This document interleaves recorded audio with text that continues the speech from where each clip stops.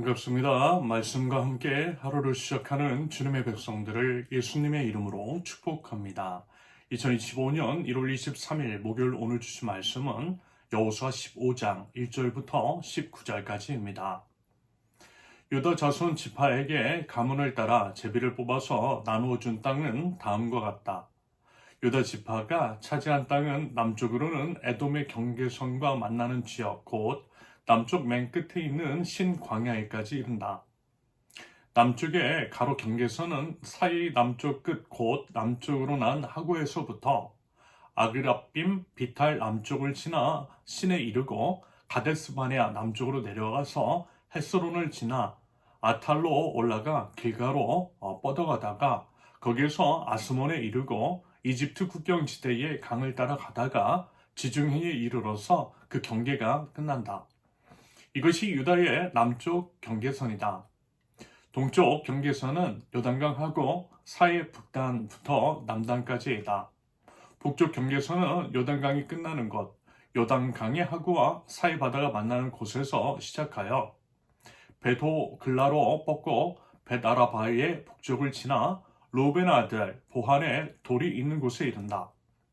그리고 그 경계선은 다시 아골 골짜기에서 드비를 지나 북쪽으로 올라가 강의 남쪽에 있는 아둠민 비탈 맞은 쪽에 길가를 이르고 거기에서 다시 엔세메스 물을 지나서 엔 로겔에 있다.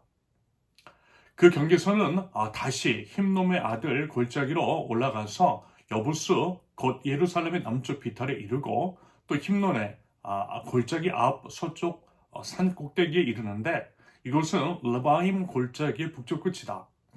그 경계선은 다시 산 꼭대기로부터 넵도와 서물까지 이르러 에브론산 성읍들에 미치고 또 바알라 곧 기럇 여라임에 이른다.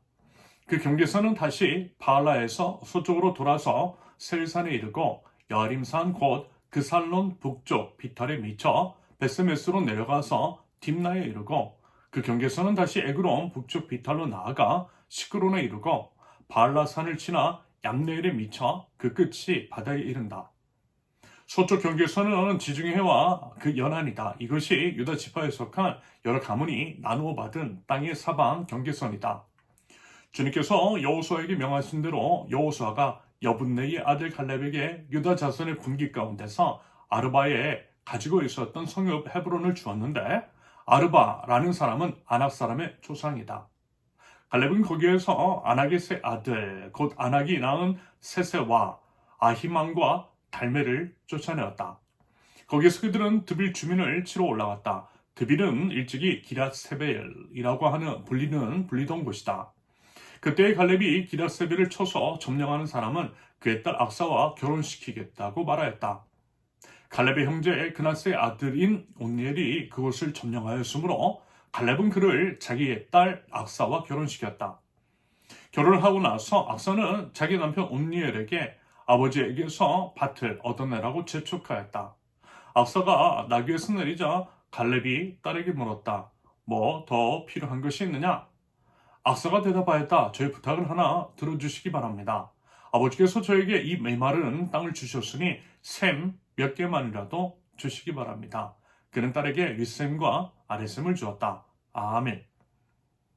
여호수아의 지도 아래 요단강 서쪽 편의 땅을 아홉 지파 반에게 나눠줍니다. 어제 이제 살펴보았던 것처럼요. 하나님의 주권을 인정하는 가운데에 제비를 뽑아 땅을 분배하고 있어요. 그러면서 이제 가장 먼저 유다 지파가 제비를 뽑아 땅을 분배해봤습니다. 유다 지파 하면 아마 이제 다들 떠올리실 것 같아요. 결국 여러분 모든 성경의 중심은요. 예수님을 향해 있잖아요. 예수님이 십자가 위에서 매달려 주신 우리를 위해서 죽으시고 사흘 만에 부활하신 우리 예수님께 모든 초점이 맞춰져 있습니다. 그래서 이제 성경도 예수님으로 해석하면 돼요. 예수님이 우리의 모든 것이시고 우리의 중심이시며 우리는 예수님을 따라 하나님의 나라를 이뤄나가는 하나님 나라 백성입니다. 그런다고 할 때 예수님께서 인간의 몸을 입고 오셨을 때 유다 가문을 택하셨다라고 했죠. 유다 가문을 통해 다윗의 자손으로 오신 예수님이십니다. 그래서 이제 예전 이스라엘이 12명의 아들들을 이제 축복할 때에도 유다에게는 그와 같은 관점에서 큰 축복을 했던 것을 우리는 기억하고 있습니다. 이것은요, 하나님께서 유다의 자녀들을 통해 하나님의 위대한 구속사역을 이루시겠다라고 하는 의지의 표현이고, 그것에 대한 예언을 이스라엘, 야곱이라고도 하는 이스라엘의 입술을 통해 선포케 하셨던 것입니다. 그러므로 이해가 갈 것 같아요. 유다 지파가 유산으로 받을 땅 분배에서 가장 먼저 제비를 뽑은 이유에 대해서 말입니다. 예수님이 중심이시기 때문에 장차 예수님께서 오시는 유다 지파에게 우선 선택권을 준 것으로 볼 수 있는 거죠. 아무튼 유다 자손 지파에게 가문을 따라 제비를 뽑았다라고 하고, 그렇게 해서 나눠준 땅에 대해 기술이 되어 있는 본문입니다. 그러면서 분배받은 땅의 위치를 보니 유다 지파 남쪽에는 에돔이, 서쪽에는 블레셋이라고 하는 그 당시에 강력한 나라가 있습니다. 아울러 예루살렘과 헤브론 같은 경우에는 아직 정복하지 못한 땅이었어요. 여기서 이제 알 수 있는 것 혹은 숨겨진 의미는 이런 게 아닐까 싶습니다. 앞서 이제 말씀을 드렸듯이 유다가 물론 하나님의 구속사역에 있어 중요한 위치를 차지하더라는 것. 즉 유다 가문을 통해 예수님께서 나오시긴 하지만, 그래서 이제 가장 먼저 땅을 배분받지만, 그렇다라고 해서 그들이 이제 편안한 지역, 가장 좋은 땅을 선물 받는 것은 아니었다라는 것입니다. 세상 같으면 지도자라고 해서, 권력자라고 해서 자기가 먼저 가장 좋은 것을 차지하지만, 여러분 그것은요 성경적 원리가 아니라는 것입니다. 이 원리가 유다 지팡이 땅 분배에도 적용이 된다라고 봐요. 그래서 이제 오히려 위험할 수도 있고, 오히려 이제 번거로울 수도 있는 그런 힘들고 어려운 땅을 분배받았다라는 것입니다.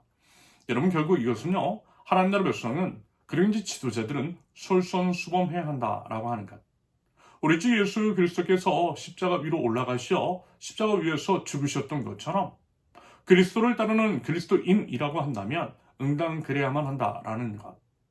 예수를 향한 십자가의 선택이 있어야 한다라고 하는 그런 의미일 것 같습니다. 아울러 며칠 전에도 한번 언급을 드렸던 것처럼 하나님의 과업이라는 것, 우리의 신앙생활이라는 것은 현실에 안주하는 것이 아니라 믿음의 선한 싸움을 해야 한다라는 것, 이 점을 알게 하시기 위함인 것 같다라는 그런 생각이 들어요. 그래서 이제 아직 정복하지 않은 땅도 분배를 받은 것이고, 주변에 이제 무서운 적들을 마주하고 있는 것이겠죠. 아울러 이제 이것이 맞는 이제 또 하나의 이유는 이런 것일 것 같습니다. 13절 이하에 기록되어 있는데요. 즉, 온넬이 드비를 이제 점령한 후에 갈렙의 딸 악사와 결혼한다라고 하죠. 그러면서 이제 메마른 땅을 유산으로 받는데, 악사는 그것에 머무르지 않고 당당하게 샘 몇 개만이라도 주기를 요청하면서 그것을 받아내고 있습니다. 샘물은 생존을 위해서 꼭 필요한 것이죠. 바꿔 말하면 땅을 받기는 받았지만 메마른 땅으로서 물이 없으면 아무런 쓸모가 없기 때문에 힘듦과 고통이 가중될 수 있다는 거예요. 게다가 그 요구는 정복 전쟁에서 탁월한 성과를 이룬 온넬로서는 응당 요청할 수 있는 것이겠습니다. 말하자면 이러한 요청, 당당하고 담대한 요청이 바로 이제 신앙인의 진취적인 측면, 우리의 신앙이 그저 이제 감 떨어져라, 감나무 밑에서 마냥 기다리는 것이 아니라 오히려 적극적으로 요구할 수도 있고 믿음의 선한 싸움을 싸우는 것임을 강조하는 하나의 증거일 수 있다라는 거죠. 여러분 하나님께 구하라고 그랬잖아요. 구하면 주신다라고 그랬습니다. 물론 이제 그렇다라고 해서 이것이 이제 무슨 행위구만 혹은 능력주의 관점에서 해석될 수 있는 것은 아닐 것입니다. 다시 말씀을 드리지만 오히려 우리 신앙이라고 하는 것이 보다 진취적이고 하나님께서 이미 베풀어 주신 은혜에 대한 마땅한 반응, 그리고 이제 신앙의 열정이라고 하는 관점에서 해석하는 것이 맞는 것이라고 생각합니다. 사실 이제 요즘 이제 개신교회가 이제 무리를 일으키고 실망을 치고 이런저런 상황 가운데 약화가 되고 있으면서 순수한, 그리고 이제 꼭 있어야만 하는 신앙의 열정 같은 것들이 사라진 것 같아 너무나 아쉽습니다. 그와 같은 열정의 회복이 절실한 것 같아요. 여러분 요한계시록에서도 이 말씀하시잖아요. 차갑든지 뜨겁든지 하라고 말입니다. 여러분 이 말씀의 의미는요, 미적지근하지 말라는 것인데, 그렇다고 해서 설마 차갑기를 바라는 것은 아니겠죠. 신앙의 열정, 주님을 향한 뜨거운 사랑을 보이라는 의미인 것입니다. 여러분 우리 그 열정, 순수한 믿음, 그 뜨거움을 회복하면 좋겠습니다. 뜨겁게 우리 하나님을 사랑하고 뜨겁게 이웃들을 사랑하며 또한 뜨겁게 하나님의 교회 공동체를 사랑하면 좋겠습니다. 그리하여 아름다운 하나님의 나라를 열정적으로 이뤄나가고 믿는 자다운 그런 열정적인 삶의 모습을 아름답게 드러낼 줄 아는 하나님 나라 백성들, 저와 여러분들 우리 선하게 될 수 있기를 예수님의 이름으로 축원합니다. 함께 기도합니다. 하나님의 은혜에 의하여 구원을 입은 자로서 그 은혜에 대한 삶에 합당한 반응, 믿는 자로서의 그 순수하고 뜨거운 열정으로 하나님을 사랑하고 이웃을 사랑하며 교회 공동체를 사랑하기를 원합니다. 약해진 저희의 믿음을 하나님 회복시켜 주시고 마땅히 숭배해야 할 신앙의 유산을 기억하고 아름다운 하나님의 나라를 써나가기 위해 뜨거운 노력과 애씀이 있는 하나님 나라 백성 저희들이 하여 주옵소서. 다시금 성령이 불러 하나님 저희 가슴을 뜨겁게 데워 주시옵소서. 예수님의 이름으로 기도합니다. 아멘. 하나님께서 오늘 주신 말씀과 각자의 기도 제목을 놓고 우리 잠시 기도합니다.